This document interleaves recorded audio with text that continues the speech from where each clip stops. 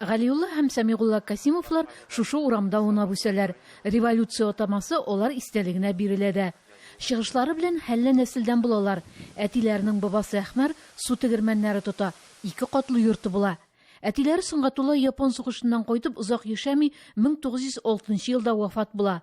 5 бала ятим, гаилә җирсез кала. Шулай да әниләре Бибикамал балаларын белемле итәргә тырыша. Кистем музеенда аларга кагылган мәгълүматлар халык хәтерендә истәлекләр саклана. Алар икесе дә Кистемдә мәдрәсә бетергән кешеләр, хәтта менә Галиулланы авыл имамы Шайх Әхмәт хәзрәт үзе урынына имамлыкка да әзерләгән дип сүзләр бар. Хәтта риваять та бар Кистемдә мәдрәсәгә укырга китәләр Казанга дип инде. Һәм юлда революционерлар белән очрашып, революция идеяларына бирелеп, мәдрәсәгә барып җитмиләр дип.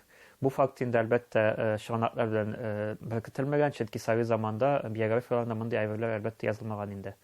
Әмма ничек кенә булса, булар беренче Бөтен дөнья сугышында катнашып инде.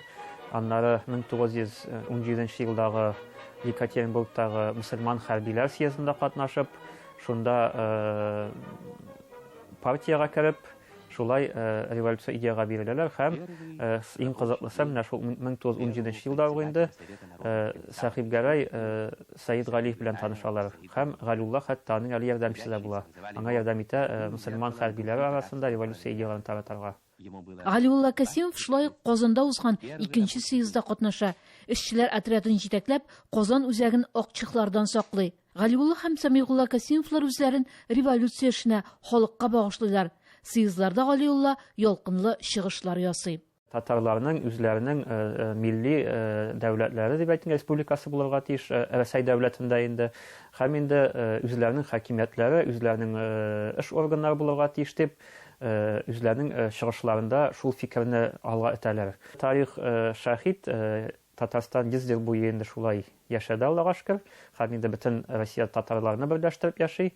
Димәк, аларның эшчәнлекләре дә явыш булмаган, дәс булган дип уйларга кирәк фикерләре. Ике бер туганда тасырны төзүдә үзләреннән өлеш кертеп, җаваплы вазифаларда хезмәт куялар.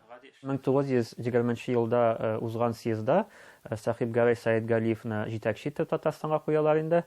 Һәм ул үзенең дусты Галиулланы хәтта Мәскәүдән чакыртып алып китәр. Мәскәүдә инде ул вакытта Галиулла бик яхшы җирләрдә эшләп була, шулай ук дәүләт органнарында эшләүче була. Һәм үзенә ярдәмче итеп ала, урын басар итеп инде алашка. Һәм аны Галиулланы сайлап куялар әле эшчеләр инспекциясының комиссары итеп. Сәмигулла исә 30нчы елларда хәзергечә әйтсәк инде министр финансы була, финанслар министры була Татарстанда.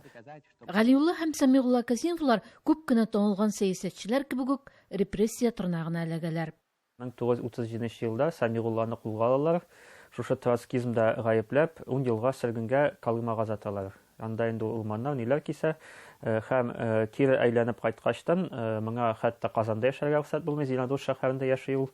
Һәм икенче мәртәбә кулга алып, тагы 10 елга озаталар моны сөргенгә. Һәм инде фақат Сталин үлгәннән соң гына 56 елда реабилитация үткәрәләр моңа һәм кире хокукларын кайтаралар. Ә инде Галиулланың кесе тормышы тагын да аянычрак була, бернинди судсыз, нисез 40 елда моны кулга алып китәләр һәм 42 елда Мәскәүдә Лубянкада аталар. Галиулла кулга алынасын сизә, туган авылы Кистемгә кайтып, туганнары белән күрешә. Сеңлесе Хәмидәнең оныгы, чүпче татарлары тарихын өйрәнгән Азат Галиев, ул вакытта кичкенә булса да, Галиулла Касимов әйткән сүзләрне хәтерендә саклый. Исемендә әйтергә куркалар ул чакта Сталинның. Озын борын бик күп хаталар эшли, беркем дә киңәшәшеп тормый. Булай булса, Германия белән сугышмыйча булмасты. Германия безгә сугыш белән киләчәк ди. Хәтта шунда алдан күзаллый инде менә, алдан күзаллый били торган сәясәтче. Һәм бәлки шул тәнкыйтьләр өчен дә шул кулга алынган булгандыр инде. Бу вакытта ул Мәскәүдә эшли торган була. 20 ел сөргеннәр узган Сәмигулла Касимов гомеренең соңгы елларын Казанда уздыра, истәлекләрен дәүләт архивына тапшырып калдыра. Кистемдә бер туган Касимовларны онытмыйлар, яңа урамны алар исеме белән атыйлар. Мәктәптә аларны революция, гражданнар сугышы темалары белән бәйләп искалсалар, бу көздә 100 еллык уңайнан Татарстан тарихы һәм күренекле якташлары турында аерым дәрес уздырырга планлаштырып куйганнар. Удмуртияннан Фәнзилә Салихова, Татарлар.